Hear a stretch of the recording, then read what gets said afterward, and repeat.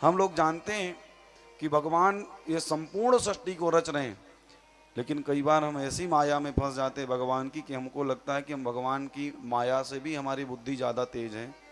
और कई बार हम सोचते हैं कि भगवान कार्य करते करते ऐसा सोचते हैं ना कि हो सकता है भगवान की बुद्धि यहाँ काम न करी हो, भगवान ने गड़बड़ कर दी हो।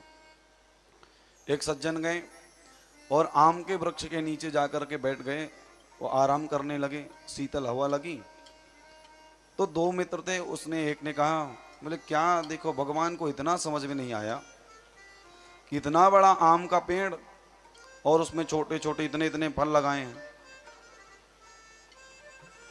और बोले जो तरबूज हैं कितनी सूखी सूखी पतली पतली जो डालियां हैं, इन डालियों पर इतने बड़े बड़े तरबूज उसने लगा दिए हैं।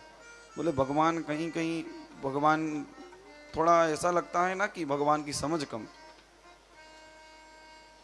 और ऐसी हवा चली दिव्य कि उसकी वहीं उसके जो नेत्र हैं वो बंद हो गए और उसको नींद आ गई। सो रहा था, तब तक ऊपर से तोता ने एक दिव्य फल काटा आम का और आकर के नाक में लगा उसके। जब उसके नाक में वो फल आकर के लगा तो उसकी नाक लाल हो गई और उठ करके जल्दी जल्दी बैठा। उसने नाक अपनी रगड़ते हुए कहा, बोले भगवान की माया समझ में आ गई।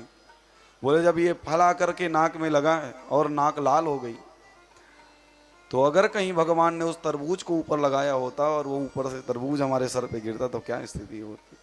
तो हम कई बार क्या सोचते हैं कि भगवान कहीं ना कहीं भगवान की समझ कम है। हम लोग अपनी योग्यता के अनुसार उस मायापति की माया को विचार करने लगते हैं, लेकिन उसकी माया तो उसकी माया है महाराज। और जितने भगवान मायावी हैं, भगवान जितने बलवान हैं, उतनी भगवान की माया भी बलवान है, इसमें कोई दोहराए नहीं। भगवान से टक्कर कौन ले सकता है, जब भगवान के बराबर होगा